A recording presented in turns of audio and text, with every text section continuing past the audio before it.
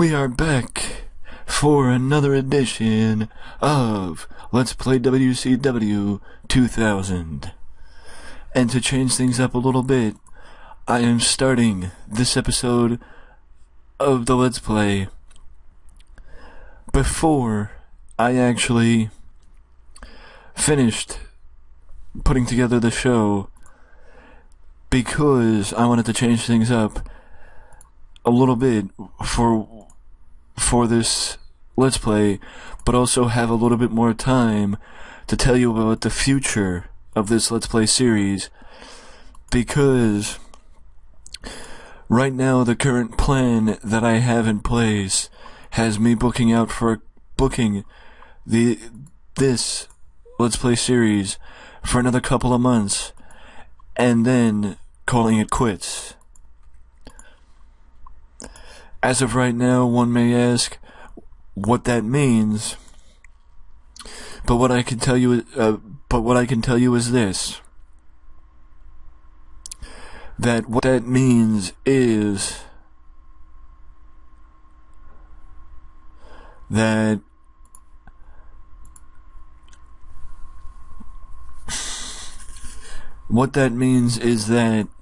very soon, or that this Let's Play series won't go on forever. And even though most of you may be like, yeah, of course it won't go on forever, and it may end a lot sooner than you thought. You know, and some may consider that a bad thing, some may consider that a good thing. It really depends on how much of a fan of this series you are. And if you're not a big fan of this series, then, well, it's a good thing for you, because, you know, this series should be ending, you know, you're probably thinking the sooner the better for this series.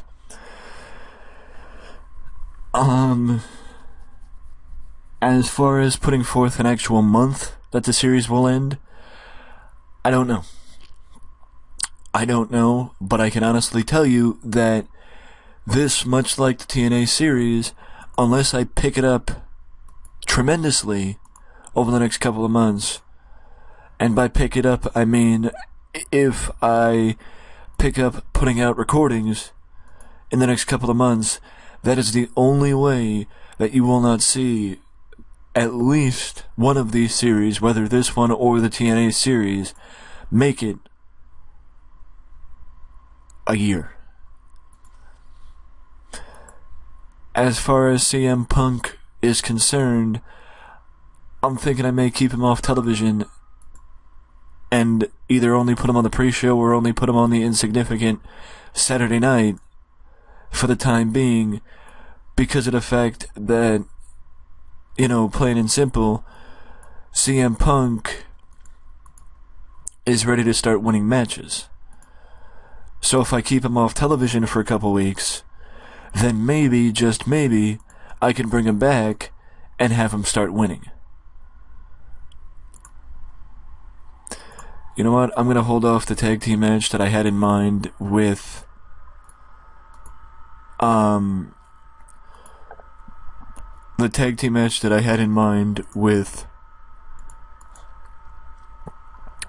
Johnny Stamboli and Big Vito actually getting a win, and I'm going to replace it with something else. I wish I had more than just two lower card guys, or actually three lower card baby faces. And by lower card, I don't mean lower mid card, I mean openers and enhancement. Because I don't really want to bring in an enhancement talent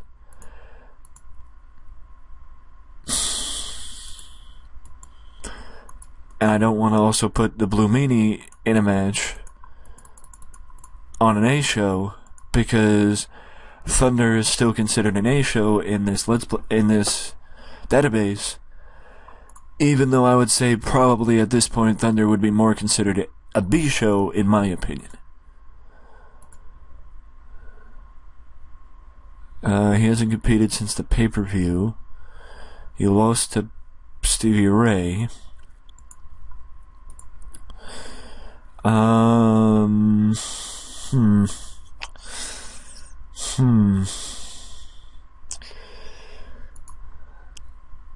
Baby faces. Rotunda just competed. He went to a double disqualification on the A show. Oh, jeez. That feud. That feud with the Harris brothers and the Varsity Club. Wowzers. 12-1. He even won the one singles match I put him in. The only match he didn't win is this match against the Varsity Club because I wanted to have... because they were going against the Revolution at the first pay-per-view. Wow. He's won every match but one that I put him in this year. And no, that's not why I'm booking him to lose tonight. That has nothing to do with it. His win-loss record has nothing to do with why I'm booking him to lose tonight. Okay, so I'm not going to put him in.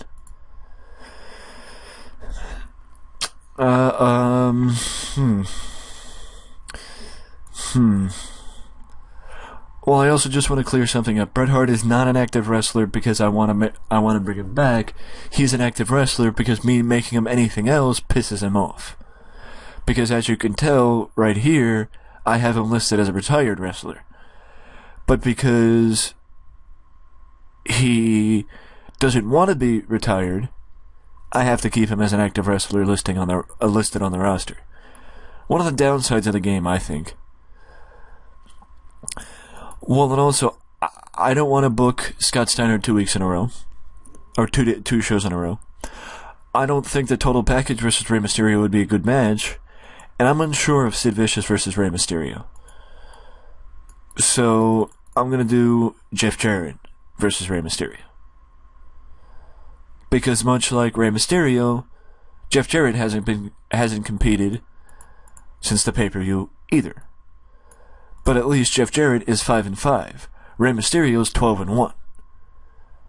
So he could be afforded a loss, and unlike real life, no fan would actually jump on it and say, "Oh, you're burying him, you're burying him."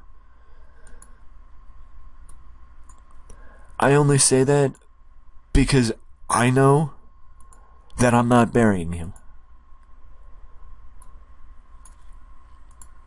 Because one loss, no matter who it's to, doesn't mean you're getting buried. It means you're capable of taking a loss.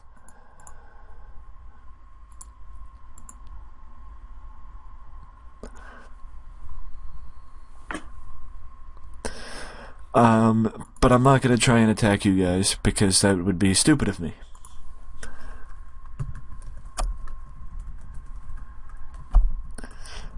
Yes, Kevin Nash and Scott Hall and Jeff Jarrett, along with WCW World Champion Scott Steiner, and of course Mid-Asia,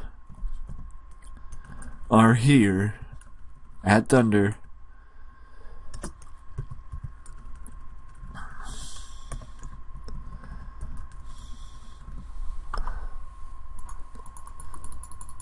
because for two reasons, actually. For two reasons. Reason number one, if you look back, the baby faces, it was the number one contender match. Hogan, it wasn't just the NWO by themselves, it was Hogan with them. I mean, yes, okay, fine, Hogan still, the NWO still started off the show, basically what I'm saying is, it's been a while since the NWO started off the show by themselves. So that's what I'm doing, I'm having the NWO start the show off by themselves. I'm hoping I just didn't open up my internet browser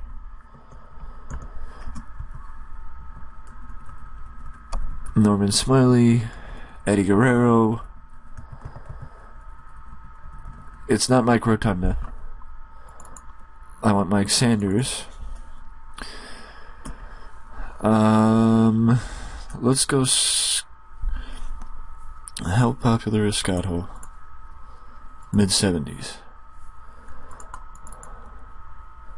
Okay, and Booker T. I'll get to what this is about when I'm going through the show again to review.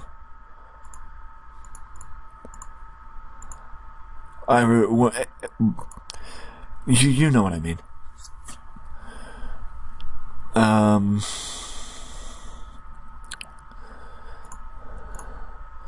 Let us book another match.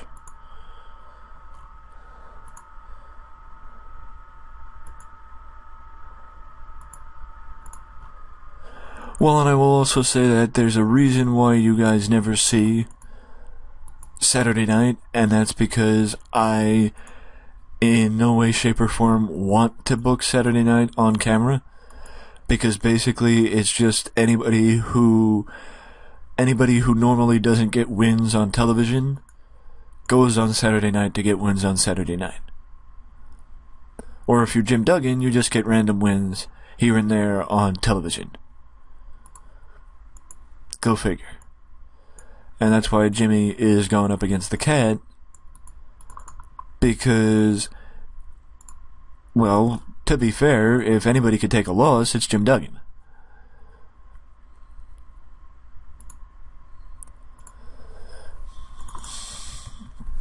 No. I know also that some of you may be thinking, why didn't you make Randy Savage the authority figure? Well, to be fair, I can't imagine Randy Savage being an authority figure. Yes, Roddy Piper had been previously an authority figure with the WCW, which is one of the reasons why. Do I have a developmental here? Oh, I do. I didn't even know. Shannon Moore's here. Referee Andrew Thomas. Adam Pearce. Hiroshu. Danny Gimondo. You know, just to name a few. Samoa Joe. Shane Helms. As far as Shannon Moore, Shane Helms, and Shark Boy, I only mentioned Shark Boy because he actually got his start in WCW. You don't believe me? Look it up. I only mentioned those few guys and Elix Skipper, because Elix Skipper also got his start in WCW. Because, well, they got their start in WCW. And also, if you all don't know, the Cruiserweight division is quite weak in WCW in 2000. And all those guys that I named, yes, most of them are heels, but also most of them could come in right away and at least provide a little bit of depth to the Cruiserweight division. So that's one of the reasons why I mentioned those guys in particular, because those guys could come in and help the Cruiserweight division. And yes, I know Taka could too, but, you know, those guys are on my radar first.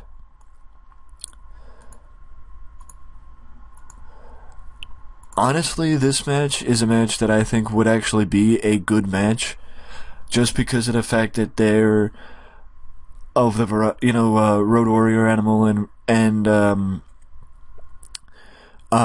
Warrior Animal and Tank Abbott are of similar styles.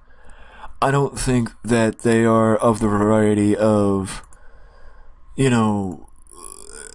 where they would have, a 5-star star-studded brawl, but I think that they could have a decent brawl with each other. Let's go 3. Who was it? Oh yeah. The remaining filthy animals. Once again, it's not him, it's supposed to be him, but my game doesn't want to go down, Of course, Conan wants to be unscripted. I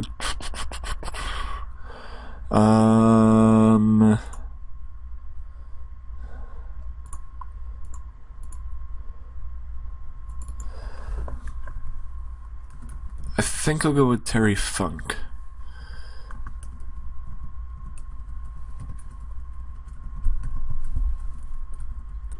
And once again, it's supposed to be Roddy Piper and not him. Why it happens all the time to me, I don't know.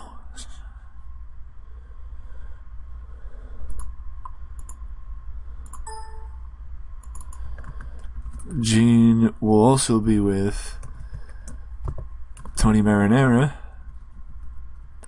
I don't know why I'm giving Tony Marinara minor success, because he's not in a feud. Johnny the Bull. And Big Vito.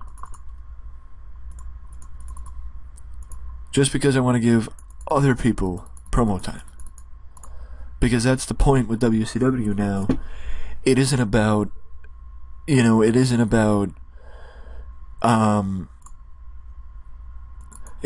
pushing, guys like Rick Steiner and, guys like that. It's about pushing the young talent and seeing what new faces can do.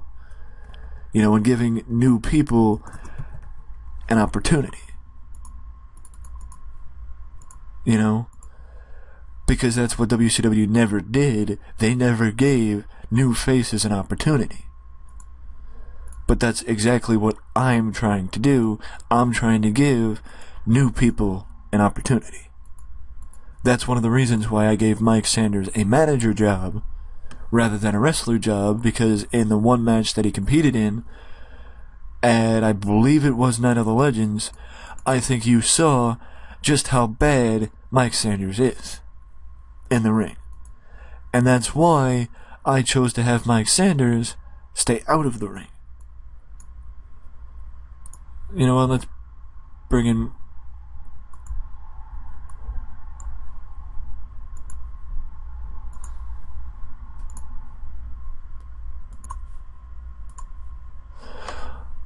the last match that I book is Hugh Morris versus Johnny Webb. Because to be fair, I don't remember the last time Hugh Morris was actually booked.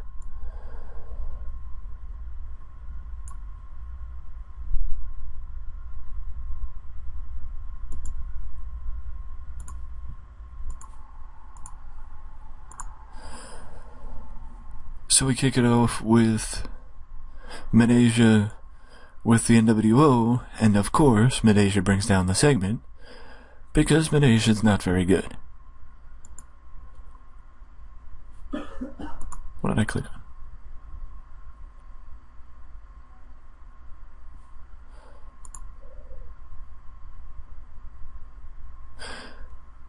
So now we move to the next segment with the first match, and that's the Prince Iaukea versus David Flair. And Prince Iaukea wins. Simply put, I know Thunder is supposed to be an A show, but these two are actually cruiserweights. But these two never actually win. So I figured put them against each other and see who can win. Because I didn't pick a winner. Speaking of people who never really win, the Mamalukes against Lane and Lodi. I was going to save the Mamalukes for the B show, but I chose to just put them on the A show. Just for the fun of it. Partially because I wanted to give Tony Marinara promo time on the A show just to see how good he would do. And though most of you would say, okay, never give him promo time on the A show again, that's actually better than I thought he would do. Now we move forward. Oops. I didn't really want to have these two on camera, but oh well. Because basically, Roddy Piper, the new president of WCW, comes out to the ring and books 2 matches for next week on Nitro, and number 1 is the main event between Scott Hall and Booker T, where the winner of that match will determine the stipulation in the tag team match between Harlem Heat and the Outsiders at Uncensored later this month. And the other match is WCW United States Champion Eddie Guerrero versus the television champion Norman Smiley, with both titles on the line. It is not a unification match. It is title for title, champion versus champion. The reason why I'm doing it on Nitro and not on the show is twofold, and I'll say one of them now and the other on Nitro, and that is Eddie Guerrero can't lose to Norman Smiley. Eddie Guerrero is 30 better in popularity than Norman Smiley. I would never let Eddie lose all of his popularity to Norman Smiley, because I know Eddie's good, and I know Eddie could be even better the more popular that he is, and Eddie is somebody worth investing in. I don't know at this point in his career if Norman Smiley can be good, partially because I know even now, when he's not popular, or not as popular as he could be, he can't talk. He can't talk, and that's part of the reason why I'm not going to push him to the world title. Eddie can talk. Eddie can be pushed. I kind of just gave away who's winning. Oh well, still tune in. It's only going to be a small portion of the show. And plus, Scott Hall versus Booker T is the main event. Either way, we move to another match designed to give somebody a win, namely the guy who actually won in Kaz Hayashi, getting the victory over Reno. I will say this, that when I rebooked WCW 1999 till 2000, I booked it out with Reno getting a huge push up the card. It's just with his in-ring performance, I'm seeing he's not ready to get pushed. Wow. I wasn't expecting that, to be honest with you. The cat did really good. 75 rating for a promo. I'm shocked. I did not expect that. Good job, Cat. Good job. Oh. Oops. I didn't realize I had the Cat cut a promo before his match, and then put Hugh Morris's match before the Cat's match, which really throws off the formatting of the show, but let's just say, for argument's sake, if this was real, Hugh Morris's match would have happened after the Cat versus Jim Duggan. But either way, Hugh Morris gets the victory over Johnny Webb.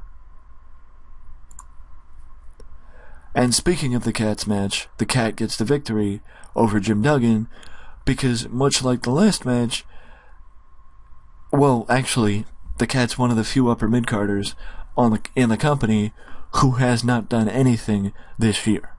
He has not done anything this year, and that's why I gave him the opportunity to get a win tonight on Thunder. And I also may have found a way to get him in a feud eventually by having him cut promos before his match. And if you don't know how that could get him in a feud, well, you're not really thinking. Now we go to the strategy session with the Filthy Animals, because Conan is coming off a loss. I'm not going to say jealousy's mounting in the Filthy Animals, because that would be kind of stupid, because I could just as easily make them, well, I don't need a heel. Sorry, I was about to sneeze, that's why my eyes were closed. I don't need a heel right now, and I could just as easily just make them go their separate ways, rather than making one of them turn heel and feud with the other.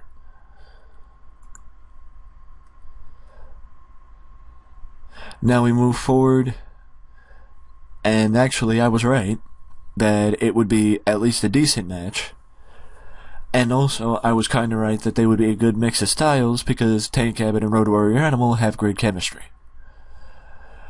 I didn't know that they would have great chemistry. I did expect them to have some sort of chemistry because they are both brawlers. And you may say, oh, Tank Abbott could be pushed, or Tank Abbott could be this, or Tank Abbott could be that. I never had any respect for Tank Abbott in the wrestling ring. There is no doubt that he was a great UFC fighter. But as far as in WCW, he didn't really belong.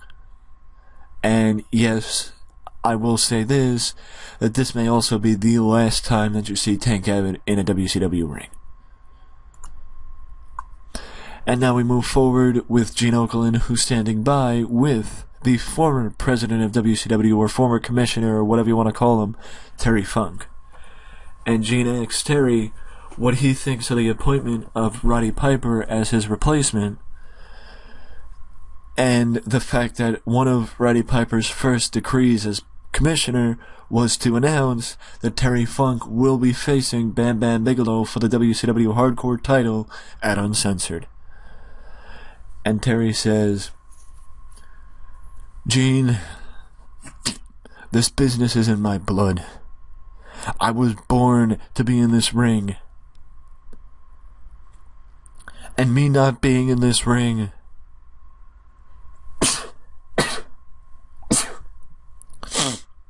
me putting people in this ring and not being able to step in this ring made me miss it. Made me hungry again. Made me want to go back. Made me want to get back in the ring and want to be Terry Funk again. And that's why I finally, after months of him pushing and pushing and pushing, after months of him pushing, I finally accepted Bigelow's challenge. And I will add credibility. I will give Bigelow what he wants. But not because he beats me. Because at Uncensored, I will leave WCW Hardcore Champion.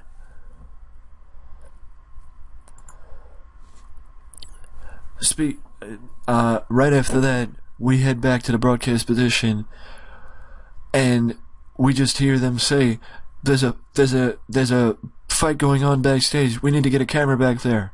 We need to get a camera back there. Something's going on back there."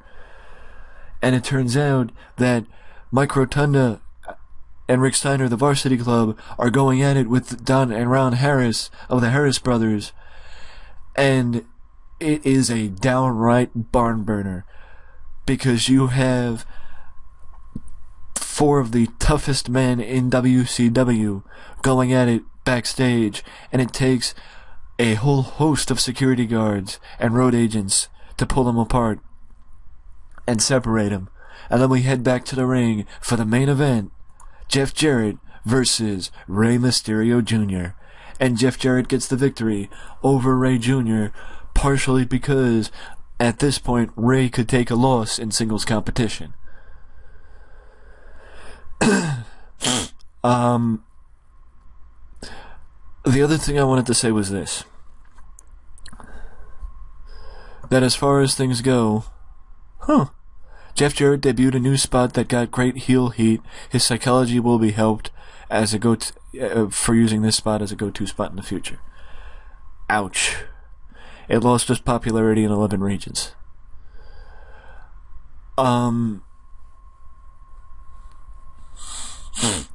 Well, I'll say this. I may make changes in the future with Thunder, because I feel like if you're basing it off real life, I don't think Thunder would or should still be considered an A show, because also not considering Thunder an A show would take the pressure off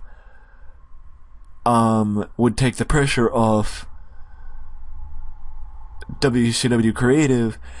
And also I want to say this: Thunder was not invented to be a second A show.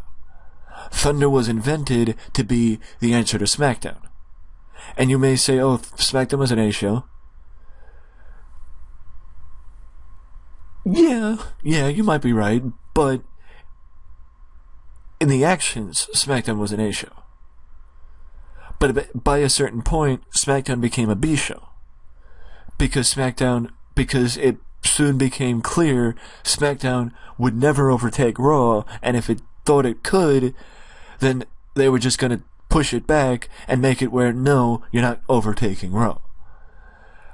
And that's maybe what I'm going to try and do with Thunder, where I'm going to make it where it's clear that Thunder will never overtake Nitro. Because the fact that we just lost 11 in popularity, or popularity in 11 regions, due to the 69 final rating, keeping Thunder as an A show may hurt WCW in the long run. Because this little thing that you don't know is that if my direction doesn't get over with WCW very soon, well, then it may be more fitting for me to step down. Because it seems like things are working out quite well on Nitro, but because I don't want to use the same people 2 shows in a row, it's hurting. And it's stopping me from being able to keep things going in... I think using people like Hulk Hogan and Ric Flair and everybody on both shows is going to overexpose them. So, to stop myself from doing that, I don't want to use them again. And, with that being the case, maybe you let me know down in the comment section, should Thunder be considered an A show? Or should Thunder be a B show, even if it means, or especially if it means, it's helping in the long run, because it'll take the pressure off and allow me to use whoever I want on Thunder, rather than having to use the people 2 shows in a row and overexpose them. But if you don't want to leave a comment, you can always leave a like, and subscribe to the channel for more content just like this that you can only find right here on Wrestling Express, as my cat tries to get in the shot. Say goodbye, pussycat. First time for everything, right?